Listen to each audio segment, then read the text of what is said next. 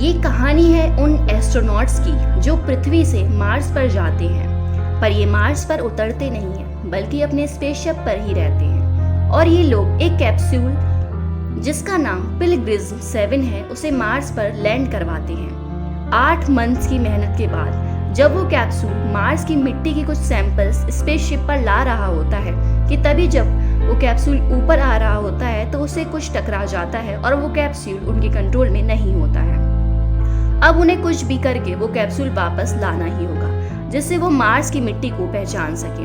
उन्हीं एस्ट्रोनॉट में से एक एस्ट्रोनॉट जिसका नाम रोरी होता है वो उस कैप्सूल को लाने के लिए स्पेसशिप से बाहर निकलता है, पर उस कैप्सूल की स्पीड इतनी ज़्यादा होती है जिससे उसे पकड़ना मुश्किल होता है और इससे रोरी की जान भी जा सकती है। लेकिन रोरी किसी भी हालत में कैप्सूल को पकड़ ही लेता है और सब लोग ये देखकर बहुत खुश होते हैं क्योंकि उन्हें मार्स की मिट्टी मिल गई थी जो कि पृथ्वी से लाखों डॉलर खर्च करके लाखों किलोमीटर दूर आकर इतनी मुश्किल से मिला है।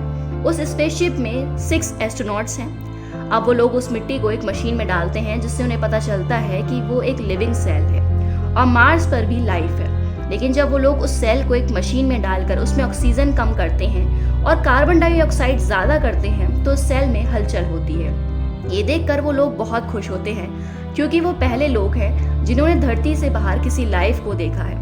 वो एस्ट्रोनॉट्स पृथ्वी पर सबसे कांटेक्ट में रहते हैं और हमेशा पृथ्वी के बच्चों से भी बातें करते हैं, जिसमें से एक बच्चे ने उस सेल का नाम दिया केल्विन। अब उन्हीं एस्ट्रोनॉट में से एक एस्ट्रोनॉट जिसने उसी सेल को जिंदा किया था जिसका नाम ह्यू है, उसके दोनों पैर खराब थे जिससे वो चल नहीं सकते थे और इसीलिए उन्हें स्पेस में रहना अच्छा लगता था क्योंकि स्पेस में कोई चल नहीं सकता था। अब धीरे धीरे वो सेल डेवलप होने लगता है, उसमें नर्वस सिस्टम भी होता है। वो कुछ दिन बाद उनके कांटेक्ट में भी आ जाएगा। अब ह्यू केल्विन की तरफ जब अपनी उंगली बढ़ाता है तो वो सेल उसकी उंगली से लिपट जाता है। मतलब केल्विन हर चीज फील कर सकता है, सेंस कर सकता है। पर कुछ दिन बाद जब केल्विन थोड़ा और बड़ा हो जाता है तो ह्यू देखता है कि वो कोई हलचल नहीं कर रहा है, जिससे ह्यू सोचता है कि इस सेल को किसी भी हाल में एक्टिव करना है क्योंकि इससे हम शायद पृथ्वी की कुछ मेडिसिन बना सकते हैं। और इसीलिए वो केल्विन को इलेक्ट्रिक शॉक देने का सोचता है। पर जब ह्यू उसे इलेक्ट्रिक शॉक देता है तो केल्विन उठ जाता है और ह्यू के हाथ को जाकर लेता है, जिससे कि उसके हाथ का इलेक्ट्रिक शॉक रॉड भी टूट जाता है। बाहर से सारे एस्ट्रोनॉट्स उनकी हेल्प करने अंदर जाना चाहते हैं पर डॉक्टर मिरिंडा उन्हें मना कर देती है कि हम कोई रिस्क नहीं ले सकते हैं। उधर केल्विन ने ह्यू के हाथ को और जोर से जकड़ लिया था और उसी वजह से ह्यू के हाथ की सारी हड्डियां टूट जाती हैं, जिसके बाद केल्विन उसे छोड़ देता है और ह्यू वहीं बेहोश हो जाता है। अब केल्विन वहां से बाहर निकल जाता है पर ह्यू को कुछ भी नहीं करता है। वहीं पर एक चूहा होता है जिसे केल्विन पूरी तरह से जकड़ लेता है और वो चूहा कुछ ही देर में मेल्ट होकर मर जाता है। अब केल्विन का साइज भी बड़ा हो गया था, लेकिन तभी डॉक्टर रोरी ह्यू की बॉडी को लेने अंदर जाता है और जब बाहर आ रहा होता है तभी केल्विन रोरी के पैर से लिपट जाता है, जिससे उन एस्ट्रोनॉट्स को दरवाजा बंद करना पड़ता है और वो अंदर ही फंस जाता है। अब मिरिंडा रोरी से कहती है कि वहाँ एक ऑक्सीजन कैंडल जलाओ जिससे वो भाग जाएगा और ऐसा ही होता है क्योंकि केल्विन ज्यादा ऑक्सीजन बर्दाश्त नहीं कर सकता है। अब रोरी उसे फायर से मारने की कोशिश करता है पर केल्विन को कुछ नहीं होता है। केल्विन मौका देखकर रोरी के मुंह में घुस जाता है, जिससे कुछ ही देर में रोरी की मौत हो जाती है और उन्हें समझ आ गया था कि केल्विन के पास काफी दिमाग है और वो काफी खतरनाक जीव है। अब वो एस्ट्रोनॉट्स उस रूम में जिसमें केल्विन है उसमें जहरीली गैस छोड़ना शुरू कर देते हैं। तभी गैस की वजह से केल्विन रोरी की डेड बॉडी से निकलता है, पर वो काफी बड़ा हो चुका है और हर होल से निकलने की कोशिश करता है जिसमें से गैस निकल रही थी। पर वो लोग एक एक करके सारे होल्स बंद कर देते हैं, लेकिन केल्विन लास्ट वाले होल से निकल आता है, जिससे वो लोग बहुत डर जाते हैं कि अब केल्विन है कहाँ। एस्ट्रोनॉट्स अब पृथ्वी पर कांटेक्ट करके उन्हें इस हाल के बारे में बताना चाहते थे कि यहाँ क्या हो रहा है, लेकिन उनका कनेक्शन टूट जाता है और अगर उन्हें पृथ्वी पर कांटेक्ट करना है तो उनमें से किसी को बाहर जाकर कनेक्शन को रिपेयर करना होगा। पर इस काम में सिर्फ 2 ही लोग माहिर थे, एक डॉक्टर रोरी जो कि मर चुका है और दूसरा कमांडर कैट। अब कैट बाहर जाकर कनेक्शन ठीक करने लगती है और वो देखती है कि ट्रांसमीटर का मेन पार्ट तो खो गया है और जब वो उसका ढक्कन खोलती है तो केल्विन उसमें से निकलकर उसे जकड़ लेता है, पर स्पेस सूट की वजह से केल्विन कुछ नहीं कर पा रहा था। तभी कैट के उसके सूट की ऑक्सीजन पाइप टूट जाती है और ऑक्सीजन वाटर कैट की आंखों के सामने आने लगता है, जिससे कैट को कुछ भी नहीं दिखता। पर कैसे भी करके कैट डोर तक पहुंच जाती है जिससे वो अंदर जा सके, और अंदर से डॉक्टर डेविड भी उस डोर के खोलने के लिए जाते हैं। कैट कैसे भी करके उस डोर तक पहुंच जाती है, पर कैट को पता होता है कि अगर वो अंदर गई तो कैल्विन भी अंदर आ जाएगा और सबको मार देगा।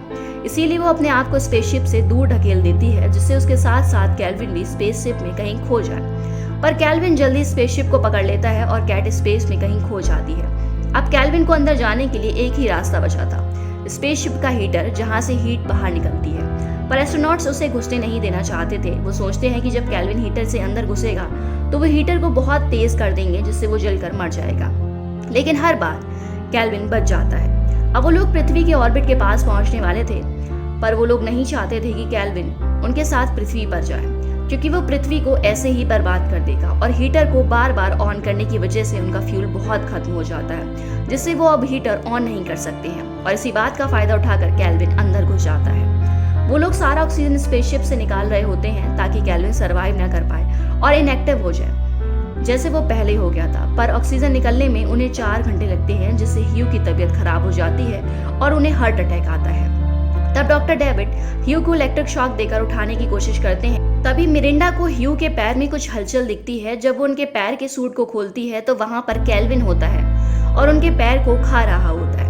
ये देखकर मिरिंडा और डेविड एक रूम की तरफ भागने की कोशिश करते हैं। कैल्विन उनका पीछे आता है, पर कैल्विन के आने से पहले ही मिरिंडा गेट बंद कर देती है। अब चौथा आदमी, जो डॉक्टर सॉ होते हैं, वो अपने आप को एक ग्लास कैप्सूल में बंद कर देते हैं। कैल्विन उस कैप्सूल को तोड़ नहीं पाता, जिससे वो वहां से चला जाता है। इधर मिरिंडा और डेविड कैल्विन को ट्रैक कर पा रहे थे, क्योंकि कैल्विन ने ह्यू का वो ट्रांसमीटर भी खा लिया था, जिससे वो लोग एक दूसरे को टैग कर पाते थे। अब वो दोनों उसके लिए एक जाल बिछाते हैं कि ह्यू अब मर चुका है, तो वो दोनों जाकर उसकी बॉडी को बांध देते हैं, जिससे कैल्विन उनकी तरफ आता है। और तभी वो लोग दरवाजा बंद कर देते हैं और कैल्विन वहीं फंस जाता है। उसके बाद वो लोग कैल्विन के रूम से सारा ऑक्सीजन निकाल देते हैं, जिससे कैल्विन की हालत में तब्दीलियां आने लगती हैं, जैसे वो शुरुआत में था। इधर मिरिंडा और डेविड देखते हैं कि उनकी तरफ एक स्पेसशिप आ रहा है, क्योंकि जब उनका पृथ्वी पर से कनेक्शन टूटने वाला था तभी उनका मैसेज वहां तक पहुंच चुका था।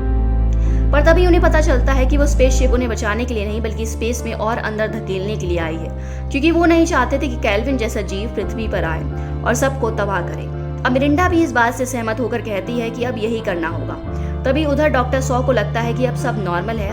वो अपने कैप्सूल से बाहर निकलता है और वो दरवाजों को जाकर खोल देता है, जिसमें कैल्विन बंद था, और उसी वजह से डॉक में भी गड़बड़ हो जाती है, जिससे दूसरा स्पेसशिप अटैच होने वाला था। इधर कैल्विन सॉ को पकड़ लेता है। सॉ अपनी जान बचाने की काफी कोशिश करते हैं, पर कैल्विन उन्हें नहीं छोड़ता। मिरिंडा और डेविड भी उनकी जान बचाना चाहते थे, पर चाहकर भी कुछ नहीं कर पाते हैं। उधर वो स्पेसशिप जब डॉक से अटैच होता है, तभी गड़बड़ होने की वजह से वो स्पेसशिप टूट के पूरी तरीके से बर्बाद हो जाता है। अब उस स्पेसशिप में सिर्फ डॉक्टर डेविड और डॉक्टर मिरिंडा बचते हैं। अब उनका स्पेसशिप धरती की तरफ बहुत तेजी से बढ़ रहा था और उन्हें पता था कि वो तो लैंड करते ही मर जाएंगे, पर शायद कैल्विन बच जाएगा और पूरी पृथ्वी को बर्बाद कर देगा। जिससे वो लोग एक प्लान बनाते हैं। यहाँ पर उनके पास 2 पॉड्स होते हैं, जिससे धरती पर लैंडिंग की जाती है, और वो दोनों ये डिसाइड करते हैं कि एक पॉड पर डेविड बैठेगा और ऑक्सीजन कैंडल की हेल्प से कैल्विन को भी अंदर ले जाएगा। हालांकि इसमें डॉक्टर डेविड की जान चली जाएगी, पर वो उस पॉड को लेकर स्पेस में कहीं चला जाएगा। वहीं दूसरी तरफ मिरिंडा की जान बच जाएगी और दूसरे पॉड को पहनकर मिरिंडा धरती पर लैंड कर देगी। डॉक्टर मिरिंडा डॉक्टर डेविड को ये करने से मना करती हैं, लेकिन मिरिंडा को ये भी पता होता है कि इसके अलावा हमारे पास कोई रास्ता नहीं बचा है, और वो दोनों ये काम करने के लिए तैयार हो जाते हैं। अब डॉक्टर डेविड ऑक्सीजन कैंडल की हेल्प से कैल्विन को अपनी तरफ आकर्षित करता है और कैल्विन भी उनकी तरफ आने लगता है, क्योंकि सारे स्पेसशिप में ऑक्सीजन की कमी हो गई थी। अब डॉक्टर डेविड कैल्विन को लेकर अपने पॉड के अंदर चला जाता है और कैल्विन भी साथ साथ अंदर चला जाता है। और डॉक्टर डेविड अब अपने पॉड को स्पेसशिप से अलग कर लेते हैं, ताकि वो स्पेस की गहराइयों में चले जाए और कभी भी पृथ्वी तक ना पहुंच पाए।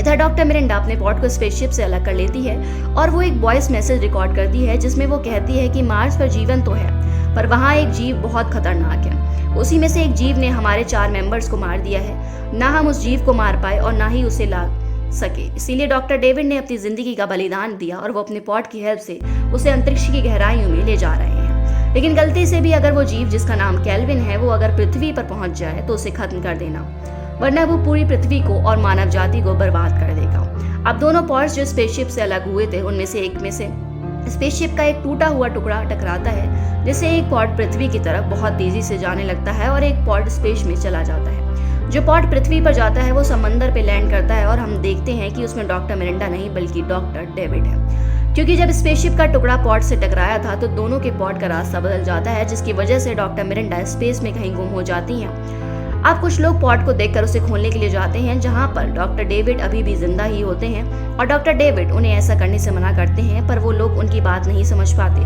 और दरवाजा खोल देते हैं, जिससे कैल्विन बाहर निकल जाता है और आखिरकार वो पृथ्वी पर पहुंच ही जाता है। इसी के साथ ये मूवी यहीं पर खत्म हो जाती है।